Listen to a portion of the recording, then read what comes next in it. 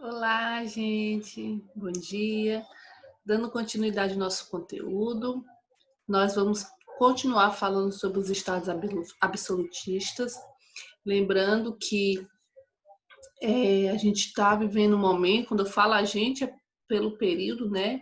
O século mostra, né, esse período do século XVI para o século XVII, mostra um período realmente de grandes mudanças dentro da Europa, né? E aí, na aula passada, vimos como é que se formou o Estado absolutista, e aí agora a gente vai entender como é que funcionava os estados absolutistas dentro de algumas nações. E aí iniciamos com a França. A França é o estado, é a nação, né, quando eu falo estado se referindo à nação, é a nação em que o estado absolutista vai ser levado ao pé da letra. Como assim, tia, ao pé da letra? É a nação em que o estado absolutista vai estar em sua forma plena, né? Eu vou ter aqui, eu vou ampliar aqui para vocês, só um minutinho, pronto. Eu vou ter aqui, né? Aqui a gente tem a imagem do Luís XIV, que é denominado do Rei Sol, né? Ele se autoafirmava, dizia que o Estado sou eu, né? Ou seja, ele se autoafirmava a própria nação, era o Rei Sol. E aí o que acontece? Esse rei, né, Luís XIV, ele vai ser a figura, o representante máximo do Estado absolutista, né? O que acontece? Ele vai promover a sua imagem realmente para mostrar que ele era o próprio Estado, né? Que ele era a figura máxima, né? E aí aqui eu tenho essa imagem, e aí é bom lembrar que ele realmente, o Luís XIV, ele se autopromovia dentro desse Estado.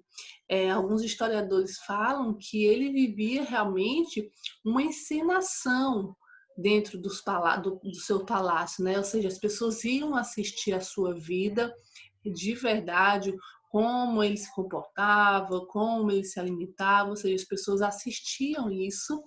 E aí essa imagem aqui é uma imagem realmente produzida para mostrar que ele era esse rei sol, né? Luís XIV não tem essa imagem, né? Na verdade diziam muito pelo contrário, que ele era realmente baixinho, careca, enfim, várias charges do período retratam isso. E aí Luís XIV ele realmente colocava sapatos mais altos para parecer mais altos, com salto, né? Uma peruca maior, ou seja, promovia toda uma imagem de um rei, né? De um rei soberano. E aí aqui é bom a gente ver ó, o manto, né? O manto que era um manto real, enfim.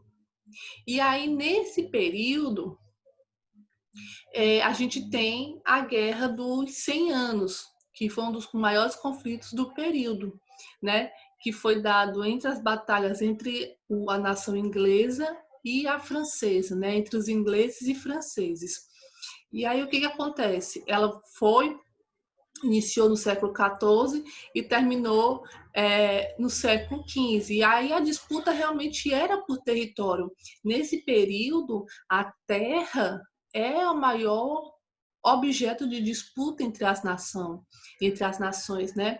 E aí o que acontece? A Guerra dos 100 Anos provocou dentro da França um sentimento de nacionalidade, né? Uma vez que eles tinham que essa questão de expulsar os ingleses de territórios que eles acreditavam ser deles, e aí a figura máxima dessa Guerra dos 100 Anos é a Joana d'Arc. Né? A Joana d'Arc ela vai ser queimada na fogueira como bruxa, mas aí Joana d'Arc é uma mulher que realmente queria entrar para o exército francês, né? E aí, como ela era mulher, não poderia, e ela se disfarça de homem para poder entrar nesse exército.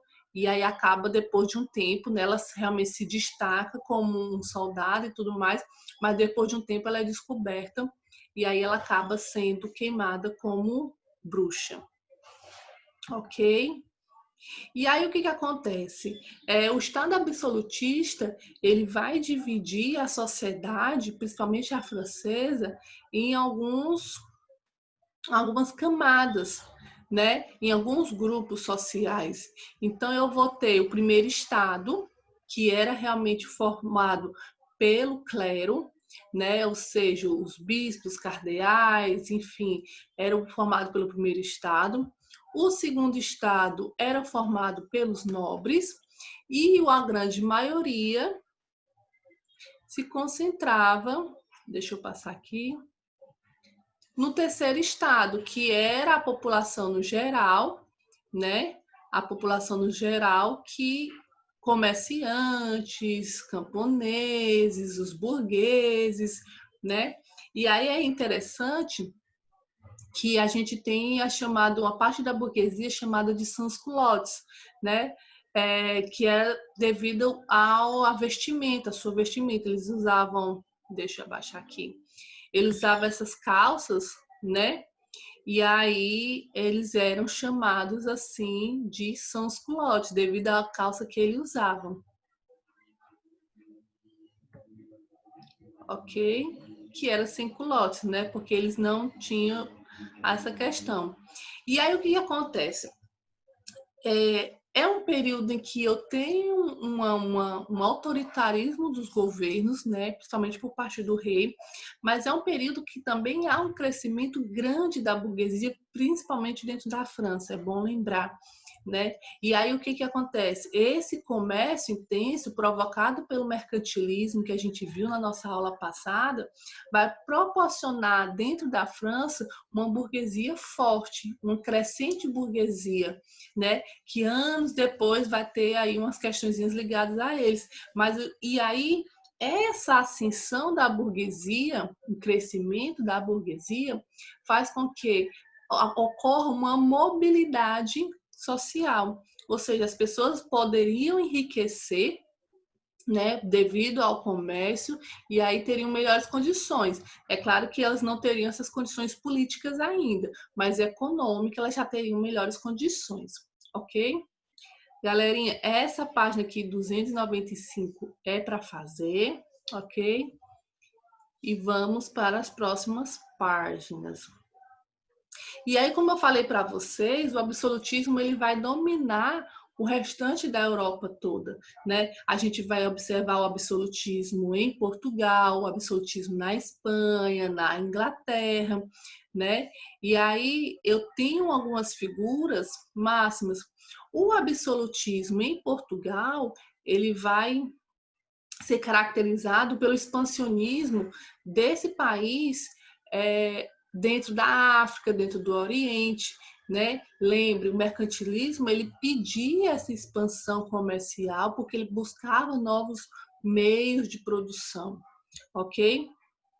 Aqui eu tenho um absolutismo na Espanha, e aí ele vai falar o seguinte, ele vai iniciar falando, no século XVI, o casamento dos reis católicos, Isabel I, do Reino de Castela com Fernando II, do Reino de Aragão, formou o território que hoje conhecemos como a Espanha. E aí o que acontece? Novamente, né? Tanto Portugal quanto Espanha, eu falei isso na aula passada, são as duas nações que vão dar o pontapé inicial para essa expansão marítima e a busca por novos territórios, né? Os estados absolutistas, eles previam muito isso, a questão de buscar novos territórios. E aí eu tenho o absolutismo na Inglaterra, né? E aí o que acontece? O absolutismo na Inglaterra ele vai ser um pouco mais, digamos, móvel. Por quê? A Inglaterra vai querer dominar, né, com absolutismo, mas aí eu vou ter a limitação do rei com essa carta magna. E aí ele está falando aí do lado, documento de 1215, assinado pelo rei inglês João Sem Terra, que limitava os poderes do monarca, obrigando a respeitar as decisões de um conselho de nobres, o futuro parlamento, né? O que acontece? Dentro da Inglaterra, esse absolutismo, logo já no início, ele vai ser realmente controlado por outros setores, né? Ou seja, ele não vai se desenvolver tão forte como foi na França. Na verdade, a França é que mostra o absolutismo na sua forma plena, como eu já falei, né? E aí aqui tem falando sobre isso, né? O porquê do poder do monarca na França ser limitado. E aí nós temos a nossa atividade 298 e 299, ok?